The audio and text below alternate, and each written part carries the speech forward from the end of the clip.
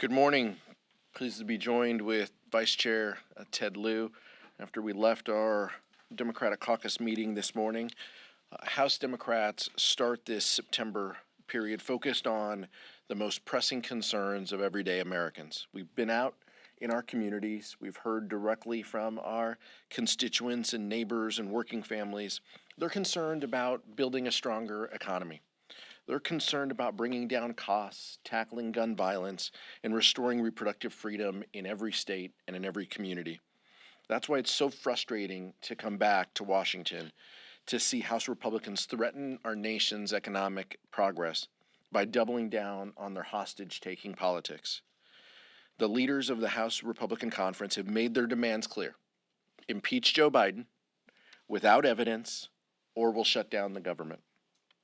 And we've seen this playbook before. Throughout the spring, Republicans said, cut Social Security or Medicare or will lead to an economic default, risking the loss of millions of American jobs. House Republicans have done nothing on the economy or public safety by outright rejecting the president's emergency funding request. They are turning their backs on $800 million to fight fentanyl in our communities. They use it as a talking point, but when it comes to actually delivering, they're absent. Their only priority is to hurt Joe Biden politically and to help Donald Trump get reelected. This is a Donald Trump revenge tour that Republicans have signed on to, lock, stock, and barrel. The American people deserve more than that, and they can trust that House Democrats will continue to put people over politics and advance their interests first. Vice Chair Ted Lieu. Thank you. And I agree with everything that Chairman Aguilar has just said. We are here to try to prevent the government from shutting down because that would harm our economy. We want to make sure disaster relief goes to communities affected by disasters. And what are Republicans doing? They're trying to impeach Joe Biden with zero evidence. As an impeachment manager for the second impeachment, we had mounds of evidence. That's why the article of impeachment passed, and that's why we had a bipartisan vote of U.S. senators to convict Donald Trump. We could not get to 2/3, but there was a huge amount of evidence. That's in contrast to this impeachment, where there is no evidence whatsoever. And you don't have to take it just from me. Let me just tell you what Republican members of Congress are saying. Republican Representative Dave Joyce of Ohio recently stated that he is, quote, not seeing facts or evidence, end quote, that would merit an impeachment inquiry. Republican Dusty Johnson of South Dakota stated, quote, when it comes to impeachment, he has, quote, not seen that evidence, end quote. And then Republican Ken Buck of Colorado, he stated, quote, I don't think that evidence has been presented connecting President Biden wrongdoing, and that, quote, I'm not convinced that that evidence exists. So I call on the Republican caucus to stop following the lead of Marjorie Taylor Greene and instead do the work of the American people, which is to make sure our government does not shut down so that we don't harm American families. Questions? Cool. Thank you, Mr. Chair. You know, Republicans in justifying this impeachment inquiry have pointed to former Speaker Pelosi, and they point to the fact that she didn't hold a vote initially as precedent for why they're not holding a full vote in the House. How do you respond to that? Well, we did hold a vote in the full House, but just look at what Kevin McCarthy said 10 days ago. He said that this wasn't going to be done unilaterally by one person until the most extreme members of his caucus, until he has dinner with Donald Trump, until he huddles with Marjorie Taylor Greene to find out which direction he has to go. Then and only then does he decide that they're going to do it alone, and he goes back on what he said 10 days ago to start these impeachment proceedings. This is all about distraction and delays, but it is clear the motto for the Republican conference is no evidence, no votes, no problem. Just business as usual. That is who they are. That is exactly what he has done. By the way, I mean, this is a song that we've heard before too. You know, it took them about 10 days to back away from the agreement, the Bipartisan Budget Act agreement that Kevin McCarthy agreed to and signed on to And then the most extreme members of his caucus said that they wanted to cut more. So they instructed appropriators to cut $100 billion more. So I guess the question is, if every 10 days he's going to change his mind, what's he going to say today? And shouldn't we just wait 2 weeks and then see what the outcome might be? So there is a pretty big difference, and I agree with Republican Ken Buck, who called this, quote, impeachment theater. And that's because this is completely impeachment theater. There is no additional power that the Republican Congress has because they simply call this impeachment inquiry. And that's because the Department of Justice under the Trump administration issued a ruling saying that unless there is a vote of the House, there is no additional power of the House for doing impeachment inquiry. So the Democrats took a vote of the House and we passed it. And that's why the Democrats were able to actually get additional powers from impeachment inquiry. There is nothing different from calling this impeachment inquiry versus not calling impeachment inquiry. It's exactly the same thing. Just very quickly, just to follow up, so based on that ruling, would you argue that this inquiry is invalid? Or that of the DOJ opinion? Kevin McCarthy can call it anything he wants, but it doesn't give any additional powers to the Republican Congress whatsoever. Marianne? Just to follow up on that, Republicans are claiming that because this is an impeachment inquiry, they have more tools to be able to investigate or subpoena. You've obviously served on the January 6th committee. That's different than impeachment inquiry, but Democrats have also have been involved in impeachment inquiries before. Is it your understanding that there actually are more tools? Does it really give investigators more powers of any kind? Because that's what Republicans are claiming. We're trying to figure that out. Yeah, and look, they're going to be wrapped around this axle for a while because they're kind of making this up as they go. It's pretty clear that they have no path, no objective here other than to carry former President Trump's political water. That's what this is about. What I can tell you is impeachment 2 that Vice Chair Ted Lieu served on, or the January 6th committee.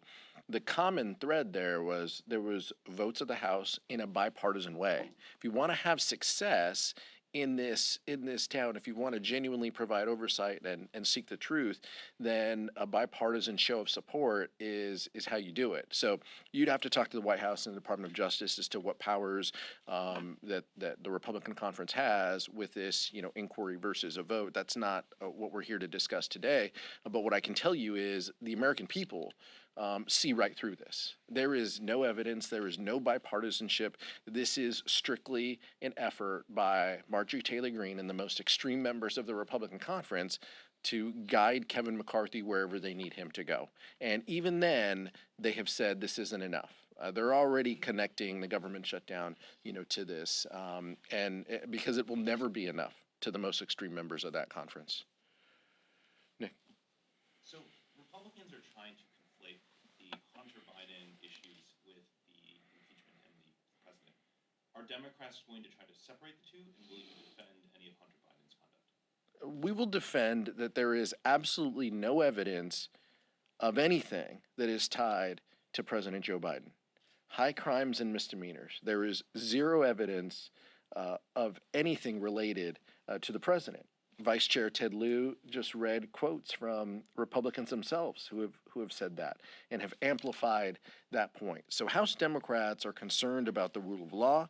We're concerned about where this goes because Republicans cannot be trusted as being truthful when it comes to this topic. And so, this isn't about Hunter Biden. This is about President Joe Biden. And House Democrats will continue to talk about, his track record, his success. He is a decent and honorable person, and nothing that they have done has talked specifically about the former president. So they can call it an inquiry. They can do whatever they want. We are confident that President Joe Biden is doing what he should be doing for the American people, and that's what we're going to be focused on.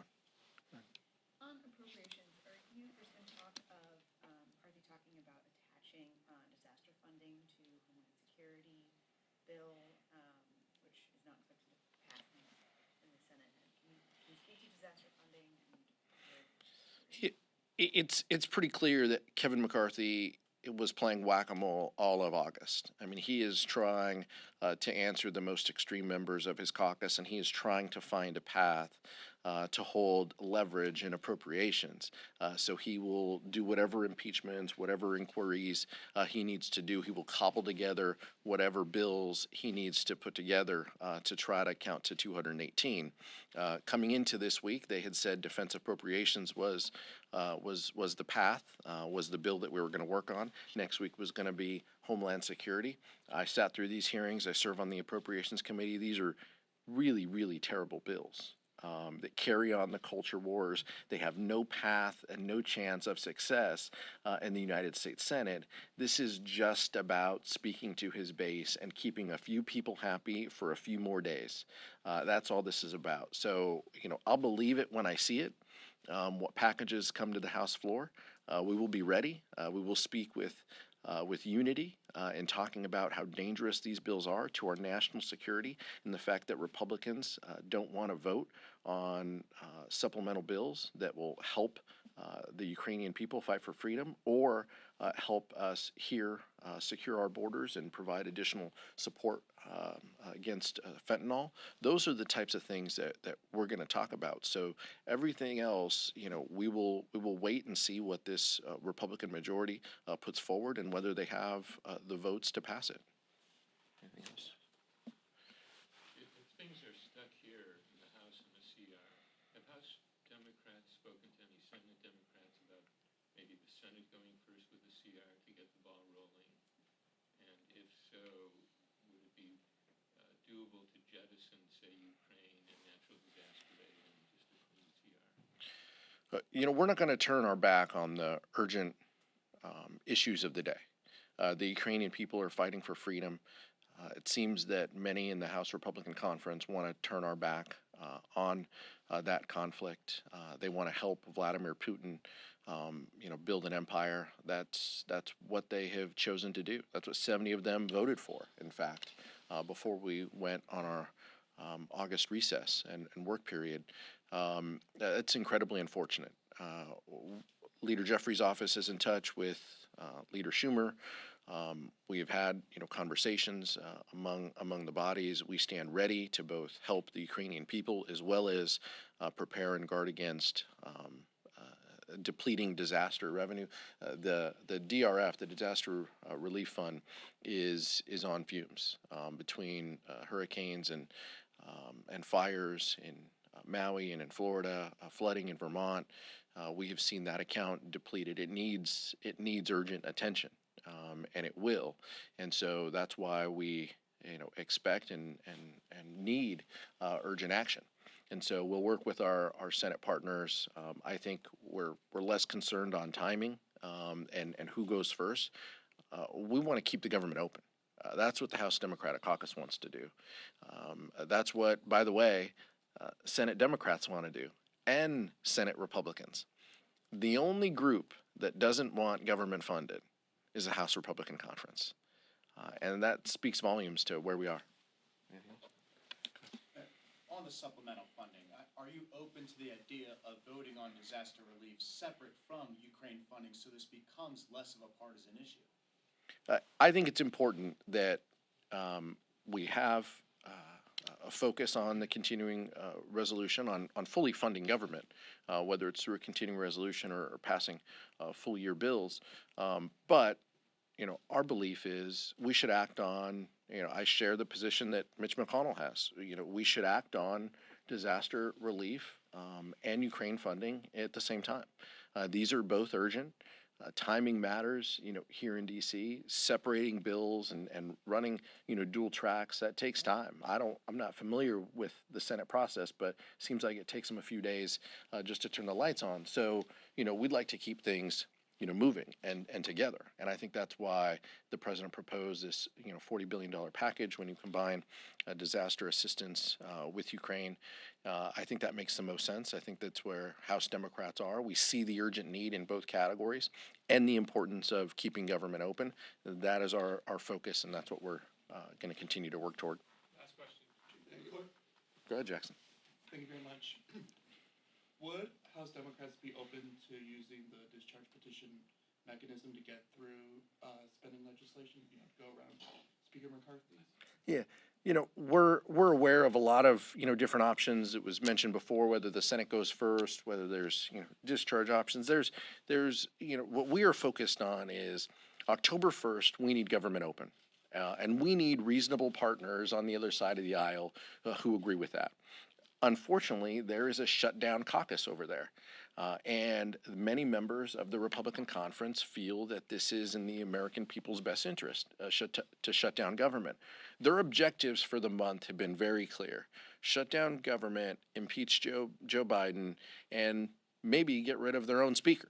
That seems to be all the oxygen in the room is around those three topics.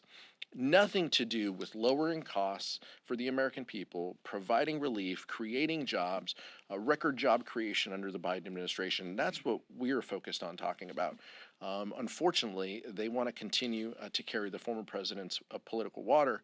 We are aware of options. I would encourage you to talk to Rosa DeLauro. We are always willing to focus on what the future holds as long as it meets our objective of funding government on October 1st. You're not ruling out the. Thank you so much. Appreciate it.